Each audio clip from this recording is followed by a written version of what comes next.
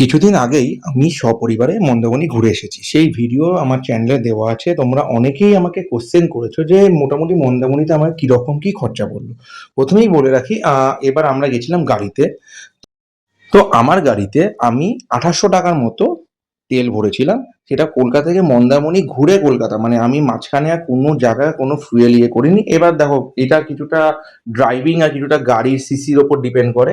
তো ঠিক আছে, এবার তোমরা সেরকম ভাবে একটা মোটামুটি এস্টিমেশন নিয়ে নাও। আমরা যেমন যাদবপুর থেকে গেছিলাম, ঠিক আছে, আমার বাড়ি থেকে যে রিসর্ট আর কি, তার ডিস্টেন্স ছিল 182 কিলোমিটার।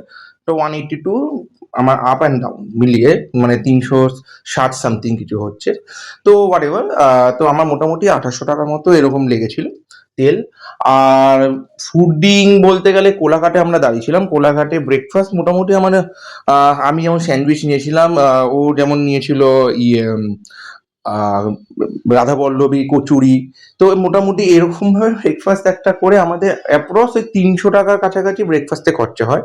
তারপরে আমরা সোজা হোটেলে চলে যাই। তো ওখানে গিয়ে আমাদের যে আমরা যেই রিসর্টে ছিলাম সেটা হলো নীল নির্জনের রিসর্ট। ওখানে পার ডে আমরা কটেজে, মানে ওদের ওখানে কটেজ রেন্ট হলো ২৫০০ টাকা। তো ২৫০০ টাকা রেন্টের মধ্যে ওরা complimentary dinner and breakfast included, ঠিক আছে। তো ব্রেকফাস্ট আর ডিনারের জন্য আমাকে এক্সট্রা কোনো পে করতে লাগেনি, আমি জাস্ট ২৫০০ টাকাই পে করেছিলাম। আর ওখানে একটা ব্যাপার, যেটা আমরা ওখান থেকে যে লাঞ্চ থালিটা নিয়েছিলাম ওটা একটু এক্সপেন্সিভ লেগেছিল। ওটা ওখানে আমরা নিয়েছিলাম কাতলা থালি। আমাদের মোটামুটি ৫০০ টাকা পড়েছিল ২ পিস কাতলা দিয়ে, ঠিক আছে। এবার এছাড়া তোমরা চাইলে ওখানে চিকেন থালি নিতে পারো, চিংড়ি মাছ থালি, মানে সমস্ত জন্য থালি সিস্টেম, বাট মাছের ভ্যারাইটির ওপর কিছুটা প্রাইস এদিক ওদিক ডিপেন্ড করে, ঠিক আছে। আর এছাড়া তো আর কোনো সেরকম কিছু খরচা হয়নি।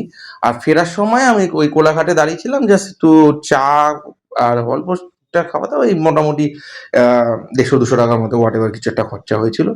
এছাড়া মোরালেস আর কোনো খরচা হয়নি। এবার দেখো, কিছু খরচা পুরোপুরি ডিপেন্ড করছে তোমরা কিভাবে জিনিসটাকে হ্যান্ডেল করবে তার উপরে, ঠিক আছে। তো মোটামুটি আমার সব মিলিয়ে অ্যাপ্রক্স, আমি যদি প্রথম থেকে হিসাব করি, আমার তেলে মোটামুটি ২৮০০ টাকা পড়েছিল।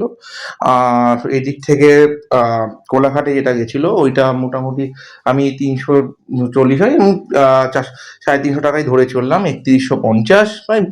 আর ওই দিক থেকে লাঞ্চ যেটা ওরা নিয়েছিল আর কি ৫০০, মানে ৩৬৫০, মানে ৩৭০০ সাপোজ ধরো। আর ওদিক থেকে হোটেল রেন্ট নিয়েছিল ২৫০০ টাকা, তো ৩৭৫৭, আর ওই দিক দিয়ে ৬২, ৬২০০। আর এই দিক ওদিক মিলিয়ে মানে ফেরার সময় এটা ওটা সেটা নিয়ে আমি অ্যাপ্রক্স আমার ৭০০০ টাকার মধ্যে আমি, রিমি আর বাচ্চা কুট্টুস তিনজনের একদম ভালো মতো রোড ট্রিপ সমেত ঘুরে আসা সবকিছু হয়ে গেছে। তো মোটামুটি তোমরা মন্দারমণি মোটামুটি এরকম বাজেট ধরে চলতে পারো তিনজনে।